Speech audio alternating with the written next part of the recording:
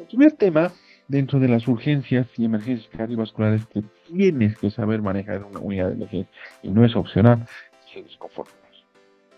El disconfort torácico, usándose ya como una forma de tratar de reemplazar a lo que llamábamos antes dolor torácico agudo. Sí. ¿Por qué? Porque hay varios trabajos, varias guías de manejo que han mostrado que muchos pacientes llegan a la unidad de emergencia, pero no llegan con dolor. O sea, tú los examinas y te dicen, doctor, tengo una opresión en el pecho. Ok, señora, ¿desde cuándo le está doliendo? Te miran, usted no me entiende, no me está doliendo, solo me está apretando. Ah, ok, te das cuenta, no es dolor. O sea, no lo refiere como dolor. Sí. Otras veces te va a pasar que viene y te dice, doctor, tengo una sensación de pesadez en el pecho. ¿Y desde cuándo le duele? Doctor, no me escucha. No me duele. Tengo una sensación de pesadez. No te das cuenta. A veces hay esa inespecificidad que hace que uno se confunda y pierda el norte y diga, ah, no, no es dolor, entonces estoy tranquilo. Justamente para evitar eso, se está tratando de reemplazar el término de dolor torácico por disconfort torácico. Es decir, cualquier manifestación, molestia a nivel torácica, ya lo consideras equivalente de dolor torácico, ¿sí? O un disconfort torácico agudo. Ahora, los términos son intercambiables, como siempre. Hay autores que no te los aceptan, hay autores que sí, hay guías que no los usan, hay guías que sí las usan. Entonces no te sorprenda, por ejemplo, cuando tú revises las guías que te he pasado o los textos que te he pasado, que en algunos casos sí lo utilicen, en otros casos no, que alguna guía utilice ambos términos, los intercambie, porque básicamente se está tratando de usar. ¿Para qué vamos a avanzar el tema de disconfort torácico? Vamos a avanzar este tema para que cuando te enfrentes a un paciente, por ejemplo, de estas características, primero sepas qué hacer, sepas cómo actuar y lo más importante, cómo sistematizar la información. Usualmente puede llegarte a la unidad de emergencias un paciente. Fíjate, es un paciente varón, es un paciente anciano, diabético, hipertenso. ¿Qué estás viendo con esto? Es un paciente varón, ya por solo hecho de ser varón, tiene más factores de riesgo para enfermedades cardiovasculares. La mujer tiene más factores de riesgo para cerebrovasculares. Entonces, encima es diabético, es hipertenso, peor todavía. O sea, ya tiene enfermedades de base, o sea, comorbilidades, es anciano, es varón, listo, puede hacer cualquier complicación cardiovascular. Encima, fíjate, está viniendo por un cuadro de dolor torácico, o sea, tiene una opresión torácica, una hora de, eh, de duración ha empezado ya, y cuando su esposa ve que no le pasa con nada, pues lo lleva al servicio de emergencias. En el examen clínico, fíjate, ahí tienes los signos vitales, tu paciente está ansioso, está diaforético, álgido, llenado capilar muy bien, el resto del examen está normal. En este caso, yo sé que has aprendido ya el ABC. Lo primero que tienes que ver es el ABC. ¿Cómo está la vía aérea? El paciente me está hablando, listo, la vía aérea está protegida, punto. ¿Hay signos de mala mecánica ventilatoria? No, punto. Está bien la ventilación. ¿Está un poquito taquimérico? Sí, pero puede ser dolor. Entonces la B está conservada. C, signos de alteración en la circulación. El paciente tiene datos de shock. El shock, por si acaso, no es solo hipotensión. ¿Sí? ¿Tiene datos de shock? No, punto. Entonces, como que el ABC está tranquilo, o sea, no necesita intubarlo ese rato, ponerle catéter, empezar vasopresor, no. O sea, te está dando tiempo de que pienses qué diablos tiene tu paciente, analiza la situación, empieza a hacer los exámenes y empieza la conducta. Entonces, fíjate que en este caso, por ejemplo, ya de solo tener el contacto con tu paciente, ya estás viendo qué es lo que vas a hacer, es un dolor torácico. Ahora, ¿qué le voy a hacer en el dolor torácico? Solo le pido el ecocardiograma, ya, perfecto, pedile, pero ¿para qué? ¿Qué vas a ver en el electro? ¿Qué estamos viendo? Sí, hay una elevación del ST, ¿qué significa eso? ¿Dónde estás viendo? ¿En qué cae? Todo eso lo vamos a ver en el tema específico. Sí, ahorita es solo una introducción. ¿Para qué te sirve esto? ¿Te sirve solo para decir, está con un infarto en curso? Ridículo. Lo que te sirve es para iniciar el manejo. No necesitas solo saber que estás viendo esto, necesitas iniciar el manejo. En emergencia lo que ustedes tienen que acostumbrarse es hacer tres cosas simultáneas. Uno, resolver la alteración fisiológica de tu paciente. ¿Está con dificultad respiratoria? Sí, punto. Lo intubas, empiezas con el oxígeno, si tienes criterios, obviamente, ¿no?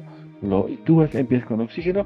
Una vez ya estabilizado, apoyado la ventilación, vuelves a revisar rápido al paciente. ¿Hay alguna alteración fisiológica nueva? Sí. Se ha caído la presión, está en shock, está con llenado capilar prolongado, está hipotenso, su lactato llegó, está elevado. Ok, ¿qué hacemos? Catéter central, vasopresor, ya está, listo, reevalúas. No, ya no hay alteración fisiológica latente. ¿Qué diablos es esto? Parece un infarto de miocardio, hagamos electro, ¿te das cuenta? Todo es simultáneo, o sea, vas trabajando sobre las alteraciones fisiológicas en base al ABC, simultáneamente vas tratando el cuadro que sospechas que es el etiológico y simultáneamente ya vas planteando el manejo. Sospechas que es un infarto agudo de miocardio, ¿cuánto te toma hacer un electrocardiograma? La norma te obliga a que sea menos de 10 minutos que estés realizado e interpretado. Entonces vos con el electro, ¿qué haces? Te fijas, hay datos claros que te dicen, este paciente te está yendo a un infarto agudo de miocardio con el examen físico más.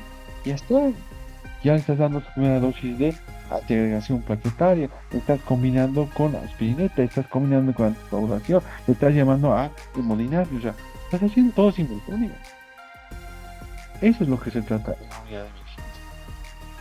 ¿Sí? Ahora tú me dirás, pero el cardiólogo, ¿quién tiene que ver el cardiólogo? Necesitas un cardiólogo clínico de verdad que te diga que ya el doctor se ha dado cuenta que hay un infarto de miocardio. Es ridículo. Lo que tú necesitas es llamar al cardiólogo, pero al intervencionista, al hemodinamista, para que prepare cateterismo cardíaco, pueda resolver el cuadro, etcétera. O sea, no hagas perder el tiempo. Primero llames al cardiólogo clínico. El cardiólogo clínico no te va a responder porque seas tú en 10 minutos, media hora, una hora. Se va a tomar su tiempo. Va a venir en 3 horas. ¿Y qué va a hacer 3 horas? Poner en la historia, no viene cardiólogo y llama a tal hora. Insisto, ridículo. Tú eres personal de emergencia. Tú tienes que empezar a resolver. Entonces, con esa premisa, fíjate cómo tenemos que ir trabajando casi todos. Ahora, caso clínico, si te das cuenta, se lo trabaja en base a esta secuencia. O sea, lo primero que tienes que saber es, el paciente está con desconfort torácico, ok, ¿qué es desconfort torácico?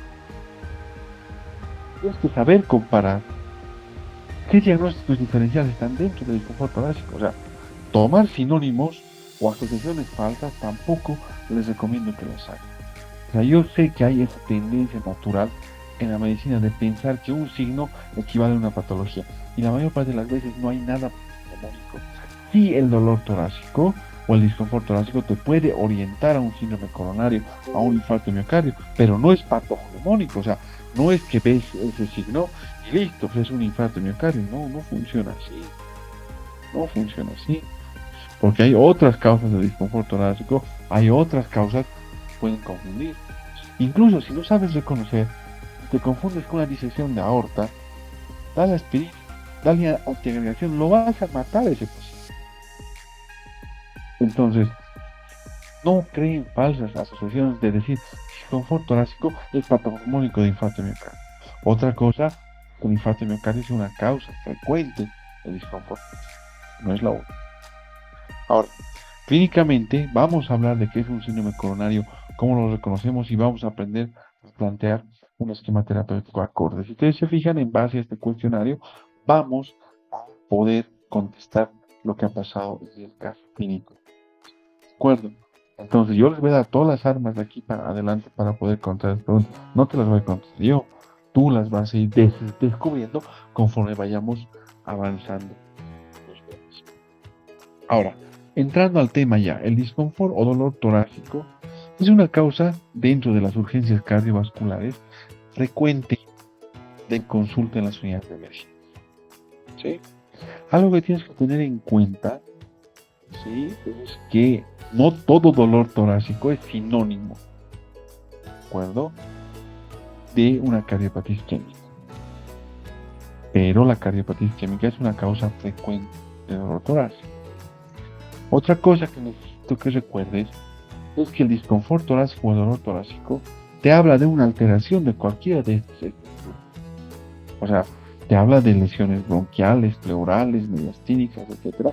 Si vos haces un listado de las patologías que entran dentro de esto, es largo, o sea, es un montón.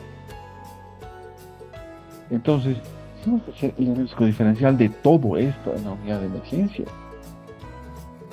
En la unidad de emergencias trabajamos con diagnóstico presuntivo, alteraciones fisiopatológicas y manejo inicial. Ese es nuestro objetivo. Si tienes la visión de que tengo que tener el diagnóstico confirmado para actuar, equivocado. Deberías estar en el diplomado de medicina clínica, no de urgencias. Porque en urgencias lo que prioriza es la resolución de las alteraciones fisiológicas y el manejo inicial de las patologías potencialmente graves y de las patologías graves, obviamente. No te olvides, te hago recuerdo que paciente grave quiere decir aquel paciente que está, quieres como sinónimo, crítico, es decir, aquel paciente que tiene alteraciones de 2 o más sistemas mayores, que le está poniendo en riesgo su. Ahora, tanta información, ¿cómo lo podemos sistematizar? Para emergencias, lo bueno es que de todas estas patologías y estas estructuras que se alteran, generalmente estas 6 son las que causan más letalidad. Entonces, si vos te fijas de estas 6, las 4 primeras son de origen cardiovascular. Ahora, esta otra está marcada en doble color porque también entra dentro de las urgencias y emergencias respiratorias. Cuando yo desarrolle el tema de T, pues lo vamos a dar desde el punto de vista cardiovascular, con cierto enfoque a ese nivel. ¿De acuerdo? Ahora, estas patologías son muy importantes porque son las que te causan más letalidad. Y la pregunta es, ¿cómo las voy a reconocer? Lo que sabes hacer. Todas las armas que tú has aprendido en el pregrado, además, las vamos a sistematizar, cosa que puedan tener un patrón de diagnóstico. Algo que es importante es que no se olviden la historia clínica. Siempre hay que indagar detalles en la historia clínica, sobre todo de antecedentes. ¿Sí? Y datos que te orienten a algún perfil semiológico. El examen físico te confirma la sospecha clínica. Y dentro de los exámenes paraclínicos, no solo laboratorios paraclínicos, no te olvides que tienes que tener sí o sí enzimas cardíacas. Cuando tienes un paciente con sospecha de urgencia cardiovascular, tienes que tener enzimas cardíacas. Tienes que nación fuerte, es decir, deberías hacer. Segundo, tienes que tener el electrocardiograma interpretado. Y hasta adelante va a haber un taller de electrocardiografía para que repasemos cuáles son los criterios, etc. Obviamente desde el punto de vista. Tercero, hoy en día están obligando a aprender ecocardiografía muy. En la residencia ya de emergentología, a los residentes les estamos obligando desde el primer año a aprender ecografía multidisciplinar. Los residentes de terapia intensiva hace varios años ya se les ha obligado y lo hacen. ¿Sí? Ahora, obviamente yo te recomiendo que tomes cursos complementarios de formación en ecografía, el que tú quieras. Puedes tomar el POC, que es un curso argentino. Puedes tomar el USLE, que es un curso chileno. ¿Sí? Puedes tomar el WinFocus, que es un curso americano, el que quieras. Todos esos cursos tienen como común denominador que la inscripción es semipresencial, es decir, haces el componente teórico durante casi un año y en 3-4 días se hace un curso integrador donde se hace toda la práctica. Te va a servir, vas a aprender la curva de aprendizaje de los diferentes tipos de ecógrafos y de los diferentes procedimientos muy rápido y te va a ayudar mucho en el diagnóstico. ¿Quieres saber si a tu paciente le falta volumen? Con solo hacer una ecocardiografía básica, ver pulmones, te va a tomar, cuando seas novato, 15 minutos, 20 minutos, y ya cuando tengas más experiencia buscando cosas precisas, te va a tomar 2 minutos. Y vas a poder orientar mejor tu manejo. ¿De acuerdo? Entonces toma un curso complementario. No te voy a recomendar uno específico, porque tú gustes. ¿De acuerdo? Ahora, Estas 4 patologías de ese sexteto mortal que hemos visto, ¿cómo las puedo reconocer? Tengo que sistematizar la información. Todos esos datos clínicos, esos exámenes paraclínicos, tengo que sistematizarlo en perfiles de atención. Y estos perfiles, si te fijas, son 8. Con estos 8 perfiles vas a poder ubicarte en qué patología de esas del sexteto mortal estás y vas a poder hacer el manejo. Ahora, estos 8 perfiles, el primero que vamos a hablar es este. O bueno, antes de eso te voy a dar una pequeña introducción. Cuando hables del dolor torácico, disconfort torácico, yo sé que semiológicamente te han enseñado esto.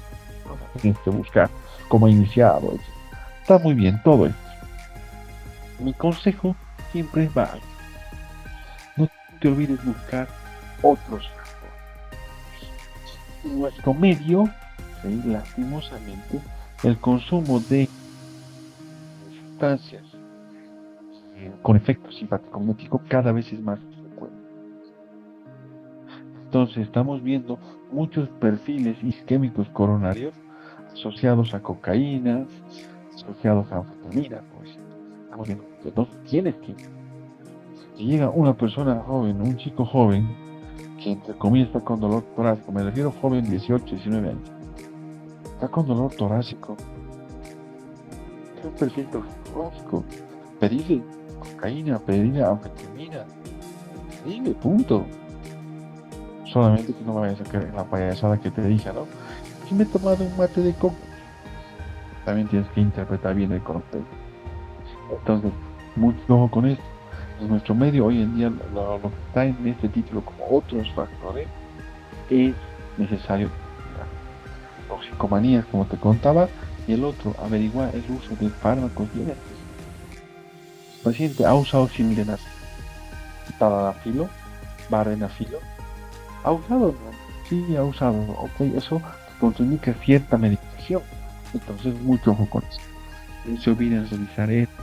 Hay que indagar. Bueno, ahora sí, entraremos al primer perfil. Este primer perfil, como lo ves aquí, ¿sí? Te muestra a un paciente varón, 58 años, obeso, hipertenso. Si vos te fijas, ¿sí? Ya con solo ver esto sé que es varón, ya, y tiene factores de riesgo cardiovascular.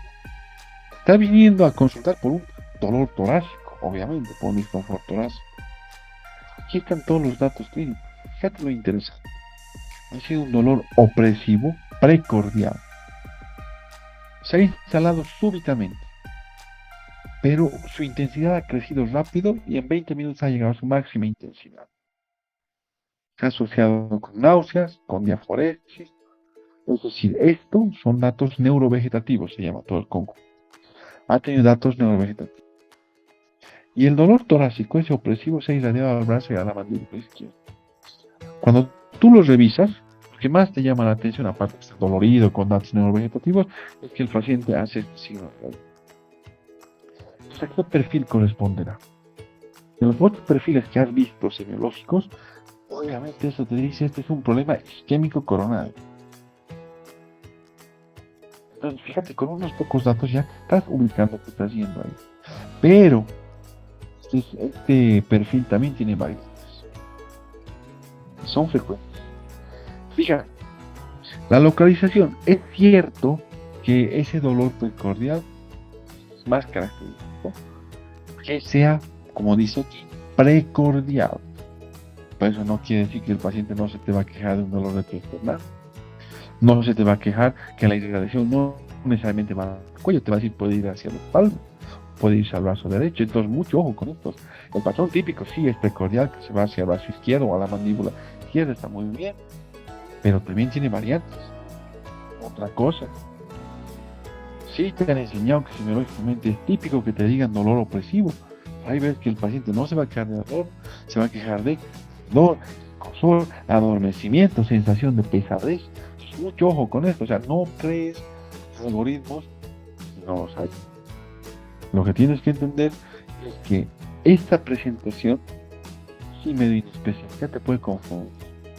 Entonces, como regla general, podría aconsejar que todo, que toda molestia o todo disconfort en un paciente con factores de riesgo cardiovascular, ¿sí?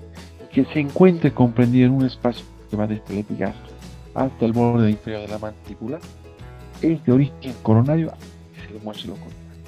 Sí, así lo podríamos hacer. O sea, portate así. Tiene un paciente con algunas manifestaciones en todo ese espacio, por ejemplo, es varón con factores de riesgo cardiovasculares, es diabético, obeso, hipertenso. Listo, ¿no? O sea, como que te hace pensar en eso, entonces, trátalo así, investiga, ves la electro, haz enzimas cardíacas, descarta, ¿cuánto te va a tomar eso? Media hora. Y ya está. Bueno, ahora, no te olvides que en la semiología hay estos factores que te van a ayudar a perfilar al paciente aquí. Por ejemplo, un dolor isquémico coronario es típico que empiece por estrés. Ha tenido estrés físico, estrés emocional, ha hecho ejercicio, ha caminado más de lo habitual, o se ha sometido al frío, o ha comido demasiado. ¿Sí? Ahora, hay factores que atenúan, pero eso depende de la severidad del cuadro isquémico coronario. Si es una angina de pecho estable, por ejemplo, sí, calma con el reposo, calma con los nitratos, sobre todo la angina de pecho, muchos pacientes ya saben que tienen ese diagnóstico, ya están con medicación, entonces toman sus nitratos y para de contar, mejoró. Pero cuando ya estás evolucionando a un infarto agudo de miocardio, no cede con reposo, no cede con nitratos. Entonces, mucho ojo con esto, o sea, no había sido tan patognomónico estos datos. Ahora, lo que sí hemos visto y es muy frecuente y vas a ver mucho, es que estos pacientes se acompañan de datos neurovegetativos. Pueden estar con eforesis, mareo, sudoración, etc. Ahora, te voy a dar un consejo. Cuando tengas un disconfort torácico que te haga sospechar un origen cardíaco, hemos dicho, complementar con eso. Te voy a ampliar ese consejo. Todo paciente con disconfort torácico debería tener una triada: la clínica, un electro y las enzimas. Idealmente complementar con ecocardiografía básica, una placa de... Hoy en día ya te he dicho, la ecocardiografía va a reemplazar en muy poco tiempo. Ahora, ¿qué vas a buscar en el electro? Vas a encontrar estas alteraciones, una u otra, entonces te van a agrupar a los pacientes en patologías diferentes. Y la conducta, pues la vas a ir armando desde ese momento. Va a haber un tema exclusivo de estos. Tranquilos, aquí es solamente una introducción. Otro consejo te voy a dar. Cuando tienes un paciente con disconfort torácico y es altamente sospechoso que sea de origen isquémico coronario, el paciente no puede estar caminando. Ese paciente no puede estar en un área común. Tienes que internarlo en un área de la unidad de emergencias donde tengas la capacidad de manejar un paro cardiorrespiratorio y de monitorizarlo. Esos sectores nosotros ya lo hemos implementado, si te fijas, como salas. Son las salas o las unidades de dolor donde se internan estos pacientes. ¿Qué hacemos en la unidad de dolor? Primero, monitorizar. Tú sabes muy bien que en el contexto del síndrome coronario, por ejemplo, tu paciente puede hacer paro cardiorrespiratorio en tu cara. Te puede hacer lo que se llama un paro presenciado. Y dentro de esos paros, tú sabes que uno de los ritmos más frecuentes es la fibrilación y la taquicardia ventricular sin pulso, presenciado. Entonces, si vos ves eso en el monitor, no pierdes el tiempo empezando las compresiones. Puedes proceder directo a la desfibrilación. ¿Cómo te vas a dar cuenta si el paciente no está monitoreado? Entonces tienes que haberlo internado, estar en reposo absoluto, monitoreado, ¿sí? Con el equipo cerca, las bombas de infusión, fíjate por si te hace paro todo lo que tienes, listo para manejar la vía aérea, tu monitor, tu desfibrilador, etc. Entonces, en estas unidades de dolor, los metes a los pacientes que tienes alta sospecha de que son de origen isquémico coronario. Le complementas el examen con las enzimas cardíacas, tú le haces la ecografía inicial o la ecografía básica, ¿sí? Le complementas con la placa de tórax, todo eso ya está. Ahora una vez alguien me pregunta y me dice, pero hemos visto que las manifestaciones de un perfil isquémico coronario que te haría pensar en un cuadro de origen, obviamente, isquémico coronario, son a veces inespecíficas y como que se pueden confundir con una otra cosa. Claro, pero para eso usa pues herramientas, usa scores, pronósticos, scores, diagnósticos. Para eso se han inventado. Estamos en la era de la tecnología. Hay todo a la mano. De todos los scores que hay, ya como para que toda la información que pueda dar el paciente tú la sistematices y digas, "Ah, parece que fuera un isquémico coronario, pero de forma objetiva, ¿no? Cosa que nadie te rebata, porque puedes venir vos decir esto me parece isquémico coronario, puede venir fulano, esto me parece esta cosa, puede venir otro Gil que te dice yo he leído en Wikipedia, puta, puede venir uno más Gil todavía, que es la familia generalmente, que te dice yo en TikTok he visto, imagínate, así nos están hablando. La mejor forma de evitar esas cosas es lo que parece subjetivo, volverlo objetivo. Para eso hay scores, el Grace, el Timmy 3. Pero el más sencillo entre esos dos, la verdad, no es ninguno. Es claro. Te lo recomiendo, lo puedes bajar la aplicación en internet. Es una aplicación gratuita, llevarlo en tu celular. Todo se puede tener hoy en día en el celular. Todo. ¿De acuerdo? Lo único que tienes que hacer con el hate, con el Hertz, ¿no? Es fíjate todos los parámetros que tomas. Nada más. Te bajas la aplicación y llenas. Nada más. Entonces, fíjate, te va a decir la historia clínica de tu paciente. Es de esta característica, te va a dar ahí te va a decir, es un dolor precordial que se irradia hacia el brazo izquierdo o hacia la escápula, o tiene esto, sí o no, sí, tiene, ok, 2 puntos. Tiene solo un kit de 2, 1 punto. No tiene nada, 0. El electrocardiograma, fíjate, hay descenso del ST, sí o no, sí, 2 puntos. Hay trastornos en la repolarización, es decir, el ST puede estar elevado. La onda T puede estar desnivelada, ¿sí o no? Ahí, sí, listo, 1 punto. Es normal el electro, 0. ¿Cuántos años tiene tu paciente? Tiene tanto, 2. No tiene tanto, 0, listo. ¿Te das cuenta? Solo reemplazar. La máquina te va a dar el riesgo. Mientras más alto es el puntaje G, lo que te está diciendo es, che, este paciente seguramente su dolor torácico es de origen isquémico coronario. Trátalo como tal, hazle las enzimas, hazle el electro, internado en la unidad de dolor. O sea, si te das cuenta, te está gritando y te está orientando hacia qué hacer. Y lo puedes bajar en internet, eso es lo mejor. ¿Sí? Y es gratis. Ahora, el score,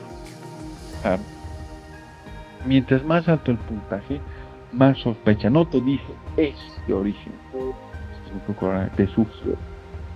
Si tienes un puntaje, por ejemplo, mayor a 8 puntos, te dice más seguro que es de origen isquémico coronario, así que tratalas.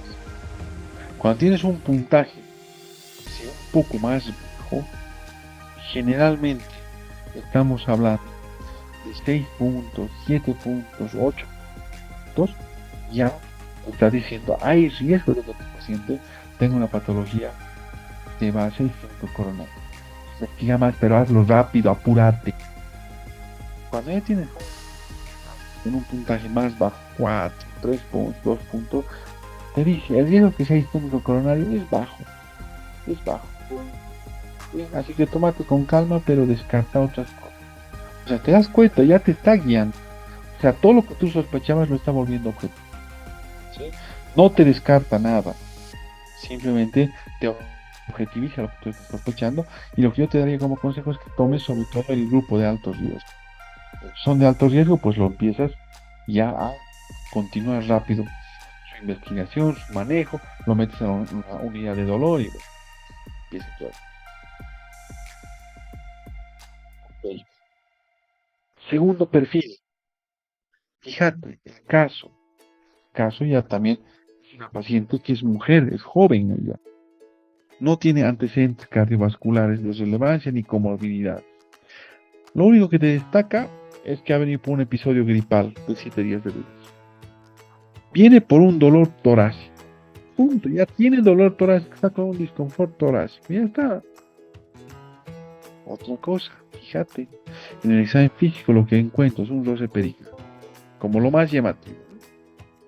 Entonces, ¿qué es lo interesante aquí?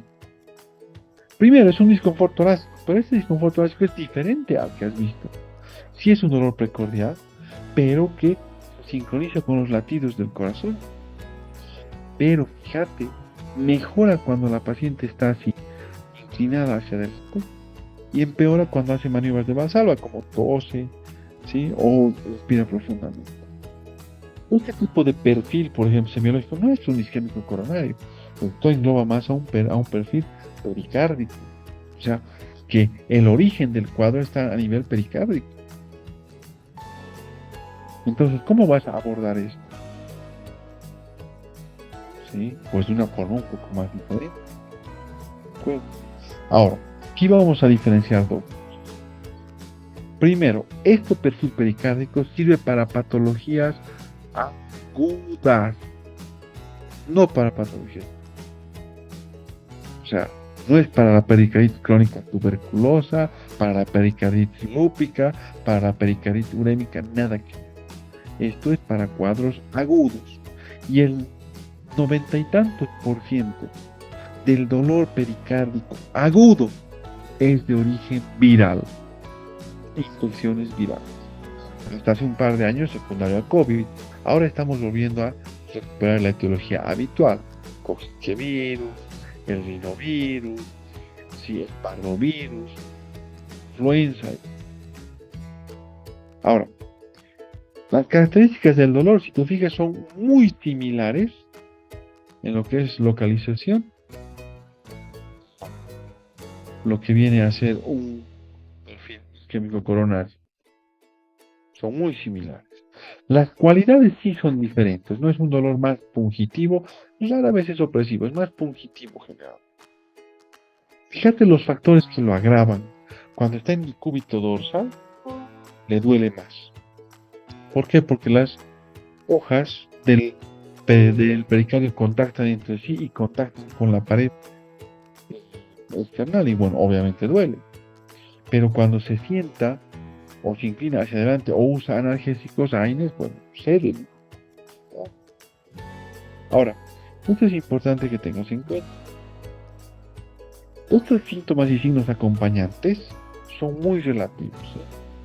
Dependen mucho de la fase en la que esté llegando. Por ejemplo, está con un cuadro viral, agudo, qué sé yo, que es lo más típico que hemos visto en los últimos años. Depende, ¿no? Si está llegando después de 7, 8, 9 días, los datos pseudogripales ya no los vas a tener. El paciente no va a estar con fiebre, rinorrea, no va a tener nada de eso. Ah, pero si está llegando en los 3 primeros días, cuando tienes toda esa clínica, obviamente los va a tener. Entonces, mucho ojo con esto. O sea, esto no es dato mnemónico de la pericarditis, pero acompaña. Ahora, para el diagnóstico, para perfilar así esto, ¿qué vas a hacer? Vas a complementar, claro, enzimas cardíacas tienes. ¿Qué vas a ver en la enzima cardíaca? Normal, o sea, no tendría que haber lesión.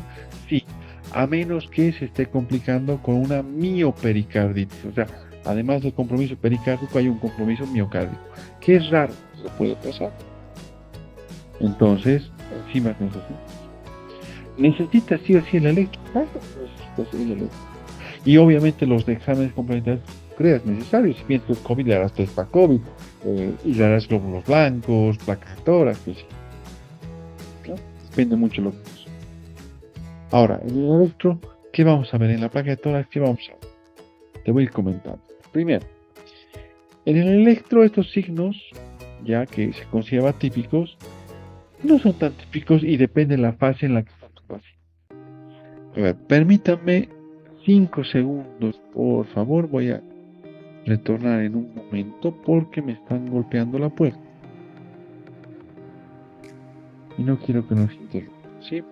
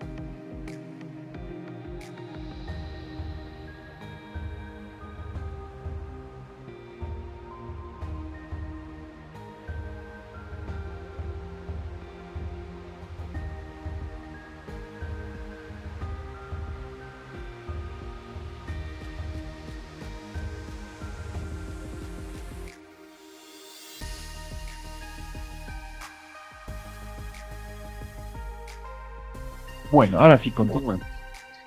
Entonces, lo que les decía, ¿no? Estas imágenes, por ejemplo, del electrocardiograma, ¿no? Que te decían buscar este signo de la bandera, además, depende de la fase. Ahorita te voy a decir. Segundo, fíjate, la pericarditis no necesariamente va a causar cardiomegalia. Porque este tipo de derrames pericárdicos que van a dar la cardiomegalia son derrames pericárdicos generalmente crónicos. No son. ¿Sí? Entonces, esperar ver esto en la placa de tórax no es habitual. Ahora, ver este signo, sí, como pensar que esto es típico, esta elevación del éxito cóncava, típico de pericarditis. Te cuento que no. En el síndrome coronario es frecuente ver esto. Sí, o sea, no es patognomónico de pericarditis como se puede confundir. Ahora, le haces una ecocardiografía. Te han dicho, sí, busca derrame pericárdico. A veces no hay. Por ejemplo, en esta ecocardiografía, en este eje apical de 4 cámaras, aquí está el derrame pericárdico en la parte anterior, parte posterior. En este eje largo, fíjate. Pero no todos las pericarditis tienen derrame pericárdico. Entonces, pensar que vas a ver roce pericárdico y en todos vas a ver líquido, no es. En algunos casos sí, en algunos casos. Lo que te comentaba del electrocardiograma, es importante que tengas presente. Los cambios del electrocardiograma en la pericarditis dependen del día en el que llegues. Cuando llega en los 7 primeros días de la pericarditis, puedes ver un infradesnivel del segmento PR y un supradesnivel del segmento ST. Sí, puedes ver. Pero cuando ya pasan los 7 días, estamos hablando 7, 8, hasta el día 14, ¿no? Del día 7 al día 14, fíjate, ¿sí? El segmento ST ha disminuido, casi normal, sigue elevado. El segmento PR básicamente ha vuelto a lo normal. Más allá de los 14 días, 14 hasta los 21 días, fíjate, el segmento PR está en posición normal, el segmento ST también. Y aquí aparece ya la onda negativa. Y ya más allá de los 21 días, fíjate, el electrocardiograma es normal. Entonces, pretender que esta es la imagen típica de la pericarditis, sí, en los 7 primeros días. Más allá, difícil que veas esto.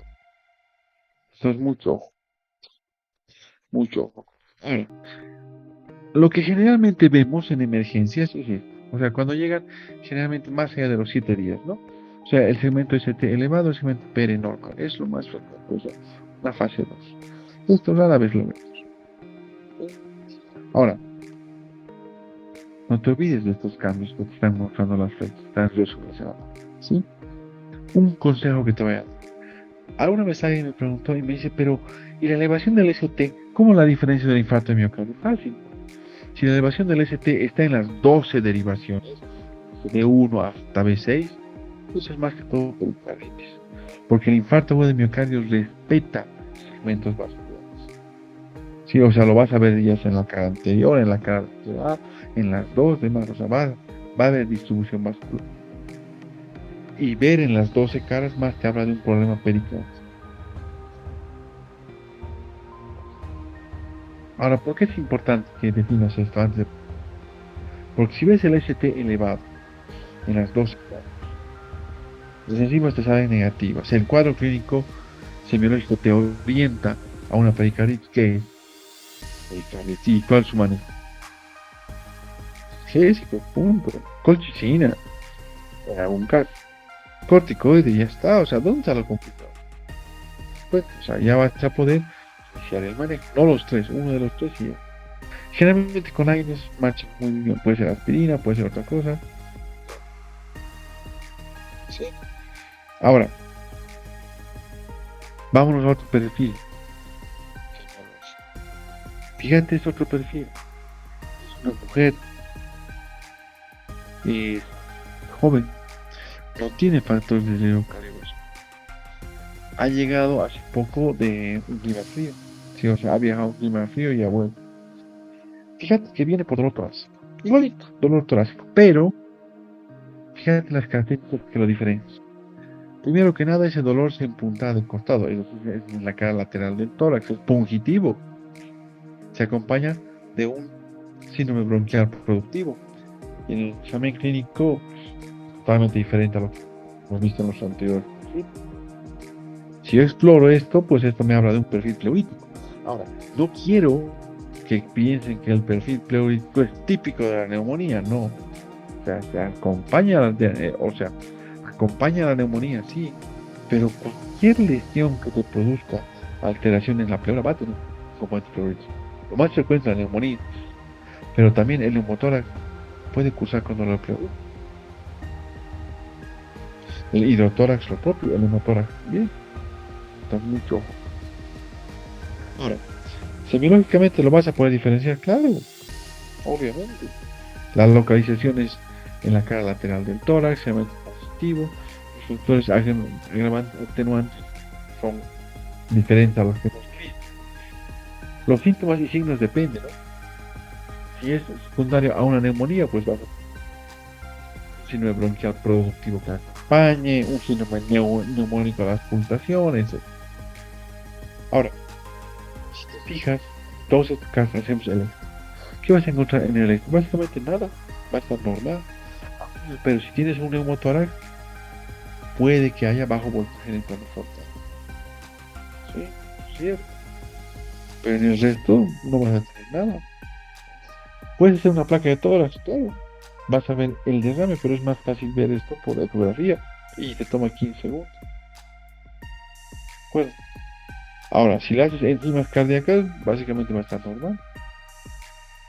Aquí, por ejemplo, tienes los ejemplos que yo ya sé que has visto en el módulo de trauma y de respiratorio, ¿no? Ahí tienes, por ejemplo, imagen de un hidroneumotórax, aquí parénquima pulmonar, y todo lo demás aire, líquido.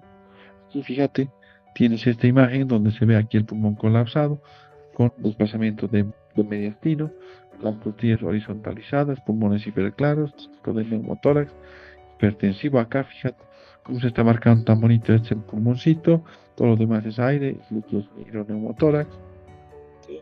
Aquí fíjate el pulmón totalmente colapsado, aquí hay un signo típico de hiperclaridad con costillas ensanchadas y horizontalizadas de un neumotórax, entonces el neumotórax también puede dar un síndrome pleurítico y no necesariamente una neumonía. Pues mucho ojo con esto. El síndrome pleurítico acompaña a la neumonía, pero no es patognomónico de neumonía. Ahora, fíjate este síndrome pleurítico. Qué interesante. Fíjate, de una mujer joven, o perdón, de una mujer que no es joven, más bien, una mujer mayor. Cuando te fijas el examen clínico, es parecido a un perfil pleurítico. Pero, ¿qué le diferencia? Primero, el antecedente. Le han operado hace poco de una cirugía traumatológica, ha estado en reposo prolongado, ¿sí? Y tiene esos otros datos. Yo sé que alguien va a decir, este perfil es fácil, este es un perfil de tromboembolia de pulmón. Bueno, que no. Clásicamente, se supone que el perfil de la tromboembolia pulmonar es así, clásica. Pero esta forma de presentación es poco frecuente en unidad de emergencias. En unidad de emergencias, el diagnóstico de tromboembolia pulmonar es la vieja confiable. Cuando no sabes qué tiene tu paciente, es el diagnóstico que más sirve. ¿Sí? Bien difícil hacer el diagnóstico de tromboembolia pulmonar en emergencias. Es bien difícil. ¿Sí? No, pero yo lo voy a decir. Si yo sí soy canchero. ¿Por qué? Porque voy a ver que el dolor es pleurítico. ¿De acuerdo? Voy a ver que el paciente está con hemoptisis. La hemoptisis es rara. O sea, hablar de hemoptisis es hablar de una tromboembolia de pulmón masiva, severa, de alto riesgo. Lo cual es menos del 5% de los casos que llegan a emergencia. Generalmente te llegan los TEPS crónicos, iterativos, cuando están ya con cor pulmonar crónico. Entonces, bien difícil hacer. Alguien dirá, pero le voy a decir electro, yo voy a ver el complejo de Magnum-White, el S1Q3 poco frecuente, como útil para el diagnóstico. ¿Por qué? Porque nosotros vivimos en la altura, más allá de los 2000 metros sobre el nivel del mar. El IVA ha mostrado hace varios años que hay una prevalencia de bloqueo rama derecha y del S1Q3 de casi 60% de la población. Entonces, en nuestro medio no te sirve. ¿Sí? Pero yo le voy a decir placa de toras, yo soy canchero, voy a ver el Western Mark 1, el Western Mark 2, joroba de Hampton. Son signos raros, la mayor parte de las veces solo ves una telectasia segmentaria o la placa es normal. La angiotomografía te cambia la figura, ¿no? Porque le das, por ejemplo, angiotomografía y fíjate, ves los coágulos dentro de la arteria pulmonar. Bueno, ahí sí. Todo esto lo vamos a ver con más detalle en el tema de TEP. Aquí simplemente es un pantalla. Me acuerdo. A ver, vámonos con esto. Fíjate lo interesante de este perfil. Es un dolor torácico, obvio. En un paciente anciano con factores de riesgo cardiovascular. Pero fíjate que ese dolor torácico es diferente a lo que hemos visto antes. Es un dolor que básicamente es transiciante. O sea, si bien puede ser precordial, se refleja a nivel interescapulovertebral. O sea, es retroesternal y atraviesa todo el tórax y se va entre las escápulas. O sea, es un dolor transiciante. ¿Sí? Pero fíjate en el examen físico, este dato tienes que buscar siempre, siempre. Este es el dato que te va a permitir ubicarte frente a una disección de aorta o no. Se llama de disección de aorta torácica, porque la forma de hacer diagnóstico de una disección de aorta abdominal es diferente. Y no estamos en el módulo de abdominal, así que no les voy a hablar mucho de eso. ¿Qué es lo importante que tienes que tener en cuenta? Que la presentación más habitual de la disección de aorta es en varones fumadores. Obviamente si es diabético, hipertenso, tiene más riesgo, pero generalmente el patrón más clásico, digamos, son varones y grandes fumadores. Segundo, el dolor generalmente es transfacial. Tercero, en el examen físico vas a encontrar simetría de pulso. En sus palabras, cuando tengas un paciente con patología cardiovascular, estás en la obligación de evaluar al menos 4 pulsos, 2 superiores, 2 inferiores. Evaluar pulsos radiales del lado derecho y del lado izquierdo versus, por ejemplo, pulsos femorales de miembro derecho, miembro izquierdo e inferior. O pulsos pedios. ¿Qué es lo que estás buscando? Asimetría. Usualmente los 4 pulsos son simétricos. Si encuentran asimetría entre el lado derecho y el lado izquierdo, o miembros superiores y miembros inferiores, esa asimetría de pulso te está diciendo que probablemente este dolor sea compatible con patrón y de origen aórtico. ¿De acuerdo? Ahora, ¿por qué es importante que sí o sí en un paciente con sospecha de patología cardiovascular evalúes 4 pulsos y los compares? Porque, por ejemplo, tienes un paciente con disconfort torácico específico, evalúas los 4 pulsos y está asimétrico, no le vas a dar aspirina, no le vas a dar enoxaparina, no le vas a dar otras cosas. Entonces, pues, para eso te va a servir. Pero si los 4 pulsos son simétricos y el dolor es inespecífico, tiene factores de riesgo cardiovascular, que cambia la figura, ¿no? Dices, esto es un isquémico coronario. Y ya trabaja. Ahora, como en todo, quieres llamarlo, el manejo confort torácico, pues esto va a ser bien inespecífico. Va a decir, la placa de tórax es muy útil, a veces te voy a mostrar qué vas a ver ahí. ¿Sí? El electrocardiograma no te va a mostrar gran cosa. Las enzimas cardíacas no te van a mostrar. La placa de tórax te va a ayudar porque vas a ver el ensanchamiento de mediastino. No te olvides que la aorta se está disecando, se está estirando, entonces el mediastino se va a ensanchar. ¿Por qué? Porque la aorta se va a elongar. Entonces, fíjate que el mediastino está ensanchado. Ahora, cuando la disección se rompe, generalmente lo hace hacia el lado izquierdo, hacia la pleura izquierda. Entonces tienes derrame pleural. ¿Sabes qué es el taponamiento cardíaco? Sí, pero es muy raro. Generalmente te hacen más del lado izquierdo. ¿Sí? Si le haces una angiotomografía, fíjate, te va a salir esto, la aorta, la luz verdadera, la que está llenada con contraste, y es una luz falsa, es decir, la disección. Aquí te voy a dar un consejo. No interesa si uses la clasificación de Becky o la SAM. No. Lo que interesa que entiendas es que un de Becky 1 y un de Becky 2 te hablan de disección de aorta torácica. Y un Sanford A, básicamente equivaldría a estos dos, te habla de disección de aorta torácica. Entonces, cuando tienes una disección de aorta torácica, esto es una emergencia. Debe ser resuelta en las 6 primeras horas, o sea, hay que entrar rápido a operar. Mientras tanto, hay que descender la presión y esto es una emergencia hipertensiva. Usarás la betalol en bolos, bajarás el 20% en la primera hora, después tratarás de bajar una presión de 120-80 como máximo en la siguiente hora, etcétera, ganando tiempo para el ingreso al quirófano. Entonces, fíjate cómo con patrones semiológicos basados en la clínica, los perfilas con el examen. Puede ser la ecocardiografía, puede ser la placa de tórax, pero la base va en el electro y las encías. Con esto ya lo vas perfilando. Fíjate este otro patrón. Este patrón, mujer joven, sin comorbilidades, tiene simplemente episodios ocasionales de dispepsia que los refiere como agruras. Está bien el punto dolor torácico, obviamente, pero fíjate las características. Biológicamente son totalmente distintas a todo lo que hemos visto. Y los factores atenuantes y desencadenantes son distintos. Y fíjate que en el examen clínico lo que destaca es que le duele cuando le palpas el epigastrio. Entonces este dolor torácico no es pues más que un dolor que tiene un perfil gastroesofágico mediastínico, o sea, es un perfil diferente. ¿Sí? Ahora, obviamente las enzimas cardíacas vas a ir negativo, las electrón no debería haber nada.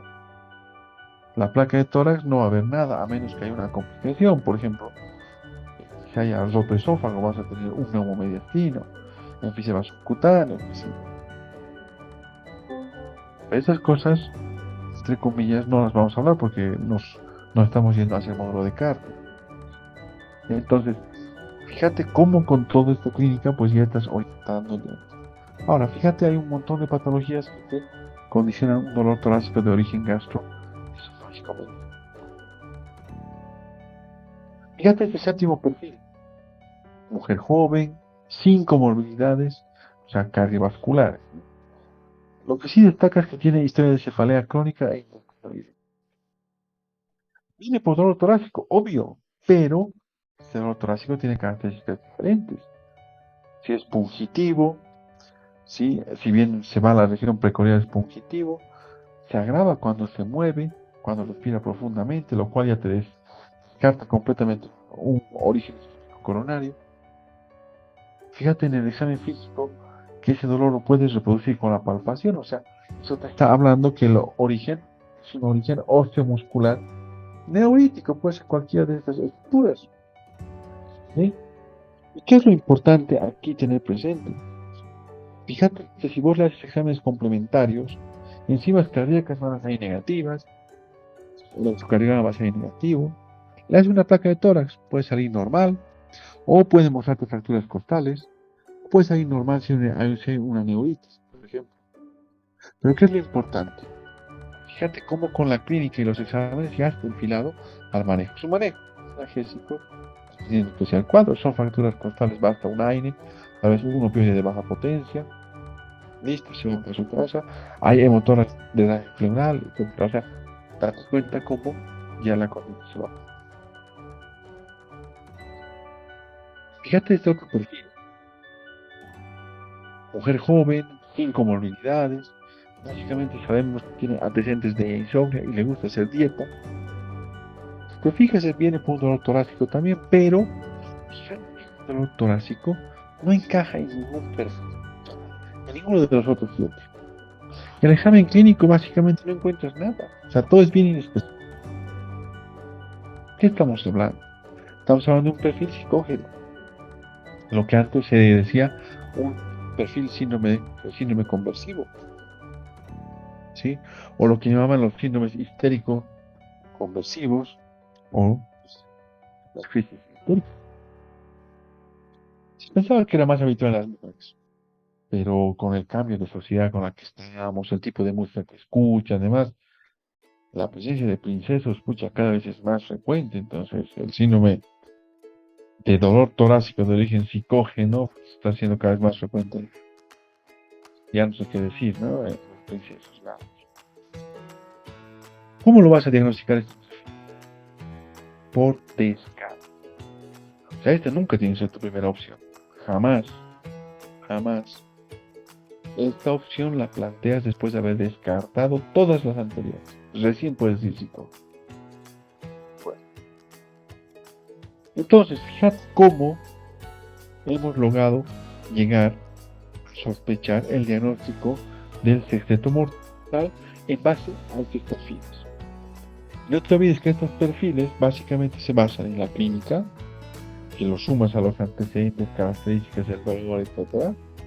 Exámenes complementarios dentro de los que no puede faltar el electrocardiograma, enzimas cardíacas, ideal que tengas placa de tórax o la ecocardiografía inicial o la ecografía multisistémica inicial. Y con eso vas a encajar en estos perfiles como para orientar a las patologías. Estadísticamente, de las causas de dolor torácico que más frecuentemente vas a ver en emergencias son: 1. El de origen cardíaco, es decir, el isquémico coronario. De lejos es el más frecuente. Y en segundo lugar, el osteomuscular neurítico. Los otros, pericardítico, pleuritíco, además son más raros. Estos son realmente frecuente en emergencias y, como ustedes bien saben, pues es una forma de presentación de lo que es la cardiopatía isquémica. Ustedes saben bien que dentro del perfil epidemiológico del en general, hace muchos años, pues las enfermedades infecciosas han ido quedando poco a poco relegadas y las principales causas de muerte son las asociadas a complicaciones de enfermedades crónicas no transmisibles. En Bolivia, si bien las enfermedades infecciosas siguen ocupando primer lugar, cada vez se acercan más en primer lugar las enfermedades crónicas no transmisibles, y una de las más frecuentes es la cardiopatía isquémica. La cardiopatía isquémica puede presentarse como muerte súbita, es decir, aquel paciente que está en aparente estado de salud y comienza con signos de sintomatología cardiovascular y fallece en la siguiente hora dentro de un contexto no mayor a 24 horas. Entonces, este caso, por ejemplo, es típico, ¿sí? Y obviamente dentro de esto, ustedes ya han hecho lo que es el tema de paro cardiorrespiratorio. Ustedes saben muy bien que el ritmo que prevalece pues es la taquicardia ventricular sin pulso y la fibrilación ventricular, y bueno, el ritmo es desfibrilable, por lo cual su manejo básicamente es la RCP con la desfibrilación, etc. Algo que es importante tener en cuenta es que la muerte súbita es una forma de presentación frecuente. Otra forma de presentación es el síndrome coronario agudo, que es el que vamos a ver. Otra forma de presentación más crónica que no la vemos en emergencias. Todo lo que es crónico en emergencias no lo vemos, porque no nos corresponde. Para eso hay las otras especialidades. Nosotros vemos la parte aguda, descompensada de lo crónico. No vemos la patología crónica como tal, no hacemos planes a largo plazo. El manejo en emergencias no debe contemplar más allá de las 6 horas. No debe estar un paciente más allá de 6 horas. Hay salas de observación además que son para casos puntuales en los cuales no debería estar un paciente más allá de las 6 horas. La angina de pecho, también la conocen como angina estable. La angina de pecho se caracteriza sobre todo porque existe un fenómeno obstructivo en la circulación coronaria. La obstrucción de la luz coronaria se da por lo menos en un 50% de la luz coronaria. Entonces, esa estrechez por una placa aterosclerótica hace que exista un desbalance entre oferta y consumo de oxígeno, que se expresa cuando el paciente es sometido a situaciones de estrés.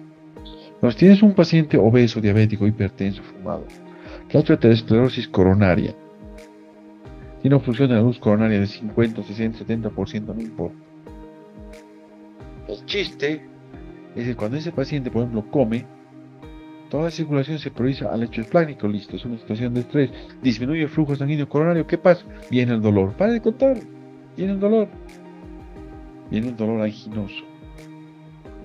¿Cuál cede con el reposo? Y ya está, para de contar. Punto. El paciente lo sabe o nos cuenta como antecedente. Y les va a pasar que en emergencias esto es más que todo antecedente. ¿Sabe qué, doctor? Yo cuando camino 4 cuadras me duele el pecho, me aprieta mucho, etcétera. Pero reposo y se me pasa a los 10 minutos. ¿Ya? O sea, no llega a emergencias por el cuadro. Otro contexto es cuando esos pacientes ya son diagnosticados por el cardiólogo y ya están con medicación de base. Bloqueantes cálcicos, nitratos. Entonces ellos saben que cuando hacen un esfuerzo físico, comen demasiado, lo que sea, les viene el dolor. Entonces, ¿qué hacen? Usan su medicación, reposan, para de contar y ya está. Esta angina de pecho estable se produce por una placa aterosclerótica que te está produciendo una obstrucción fija. De ocasiones el desbalance de oferta y consumo. Obviamente puede ser de grandes, medianos, pequeños esfuerzos de reposo, dependiendo del grado de obstrucción. Más obstrucción, obviamente, menor va a ser el gatillo que te va a desencadenar. Obviamente esto lo maneja el cardiólogo. ¿Por qué? Porque si tienes la sospecha de angina de pecho en un paciente, tiene que ir al cardiólogo porque hay que planearle un diagnóstico a largo plazo. Hay que hacerle una ecocardiografía con dobutamina, un ecoestrés. Si no tienes eso, tal vez una prueba ergométrica. Si tienes dudas, una angioresonancia de las coronarias. Son pruebas que te llevan tiempo y demás. O sea, este es un cuadro crónico, no llega a emergencia. No lo vamos a manejar.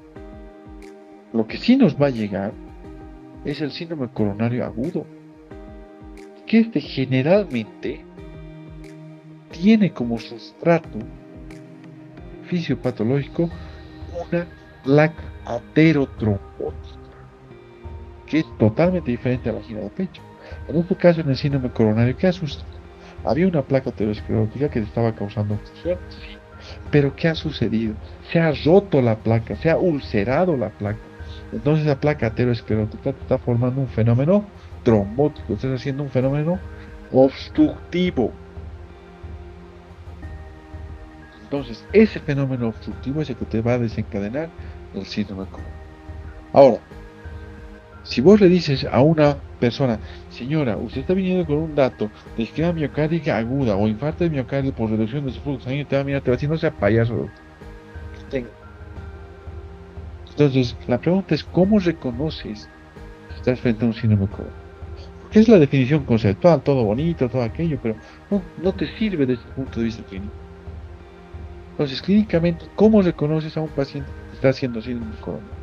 Porque es aquel paciente que viene con dolor torácico, o de acuerdo a la definición actual, disconfort torácico de más de 20 minutos de duración, que no cede con el reposo ni los nitratos. Independientemente de que el paciente haya tenido cuadros o no crónicos de angina de pecho, esta es la definición clínica que tienes que utilizar.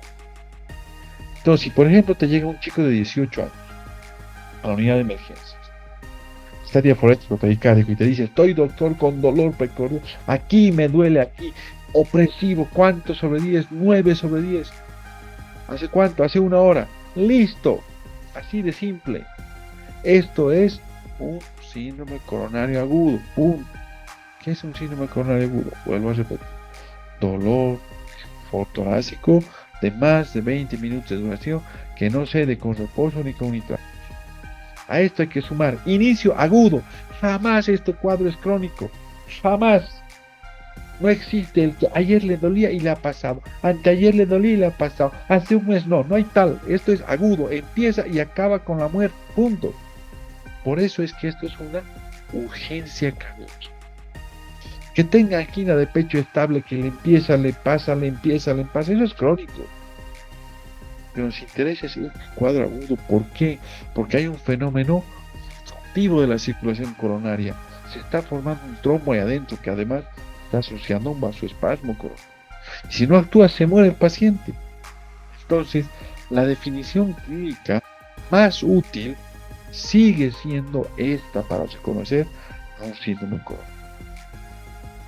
Entonces, una vez que clínicamente has sospechado el síndrome coronario en base a la definición, el segundo paso para realizar toda la vida es el electrocardiograma. Tienes que hacer el electrocardiograma para encontrar dos situaciones. O el segmento ST se está elevando, o el segmento ST está normal o infradesnivelado. Punto. No hay más. Tienes que buscar esto con el electro. No hay más. No hay. ¿Por qué? Porque esto te va a permitir, ¿sí?, direccionar tu manejo. No te olvides que este síndrome coronario se basa en el dolor torácico, ese dolor que no cede con reposo ni con nitratos en 20 minutos.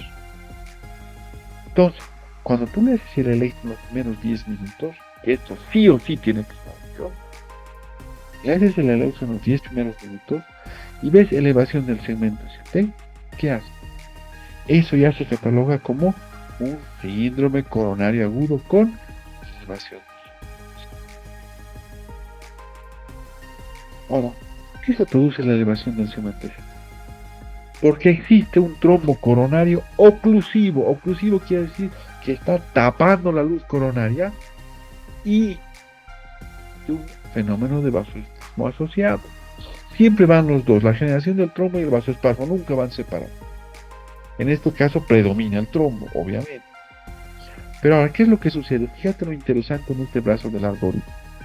Lo interesante en este lado es que el síndrome coronario con ST se toma como sinónimo de infarto con elevación del ST. En ningún lado te dice usa enzima cardíaca para confirmar. ¿Sabes por qué?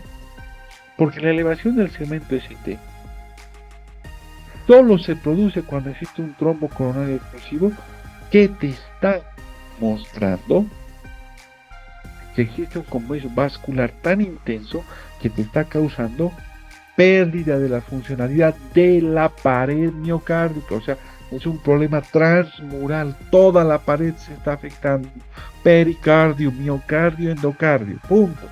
Por eso se eleva el ST, porque hay una obstrucción total por un punto. Entonces, cuando vos dices síndrome coronario con ST elevado, obvio que es un infarto con ST elevado, y es obvio que el fenómeno oclusivo es el que manda. ¿De acuerdo? Ahora, fíjate lo interesante de esta definición. Aquí te he contado la perspectiva americana, así te lo manejan ellos, así de sencillo, así de fácil. Los europeos en esto son un poquito más contreras y dicen, no necesariamente tenemos que tener solo una elevación del ST, deberíamos tener elevación persistente del segmento ST. ¿Qué quiere decir eso? Que cuando tu paciente llega a la unidad de emergencia, le haces un primer electrocardiograma en los 10 primeros minutos y repites ese electrocardiograma en los siguientes 20 minutos, o sea, a la media hora. Y si persiste elevado el segmento ST, recién puedes decir síndrome coronario agudo con elevación del ST o infarto agudo de miocardio con elevación del ST. Ahora, ¿cuál de las dos definiciones es más útil? ¿La americana o la europea? La verdad, no hay una superioridad en ninguna de las dos definiciones. Puedes usar la americana, puedes usar la europea. Si me preguntas qué es lo que manejamos nosotros, la definición americana, es decir, cumple el síndrome coronario como definición, un electro, hay elevación del segmento ST, punto, ya es un síndrome coronario con elevación del ST o infarto con ST elevado, punto. Aquí, si te das cuenta, el trombo coronario es oclusivo. ¿Cuál es tu manejo? Reperfusión, para de contar. Reperfusión con trombolítico o cateterismo cardíaco. Tienes que abrírselo. Ya. O sea, fíjate que solo la elevación del segmento ST te está indicando cuál va a ser tu manejo.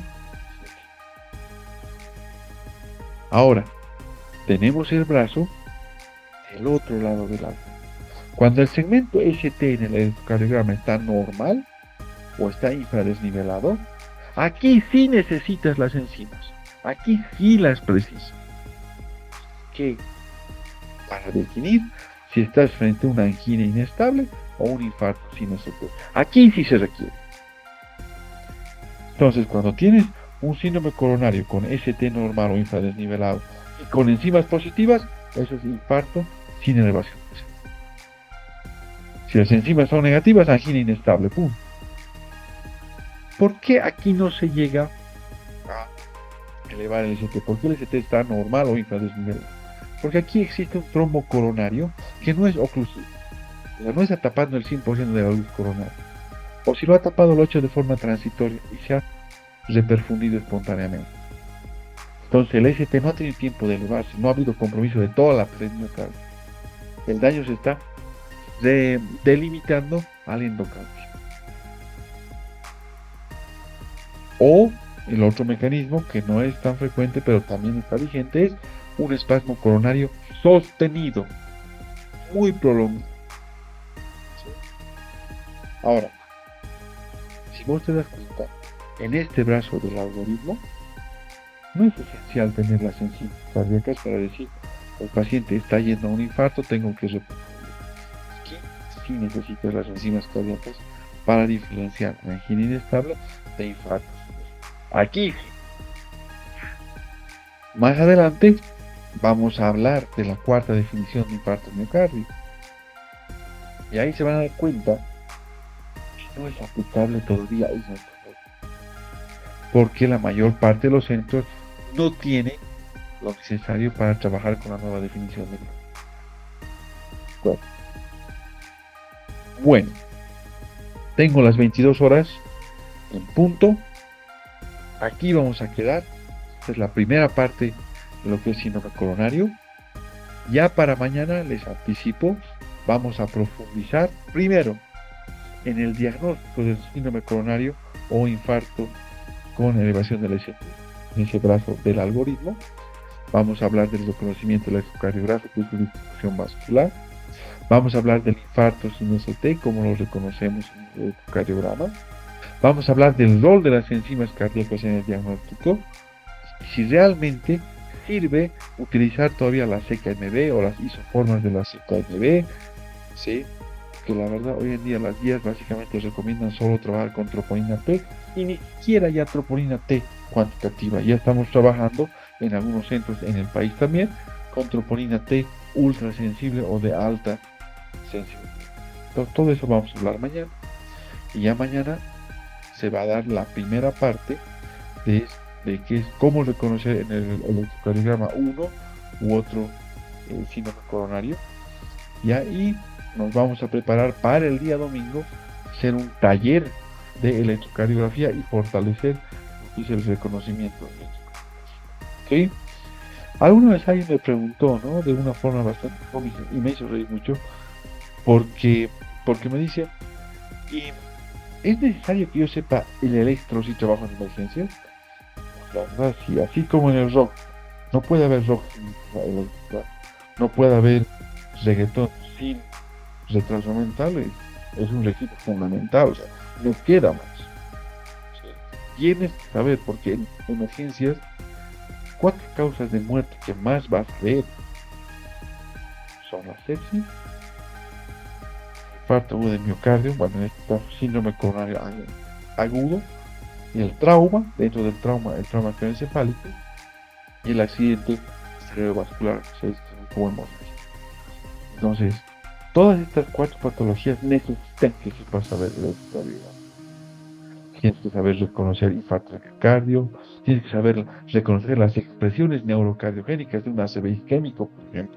Tienes que saber reconocer, por ejemplo, cómo se reconoce una contusión miocárdica en el electrocardiograma. Eso ya no es un contexto de trauma.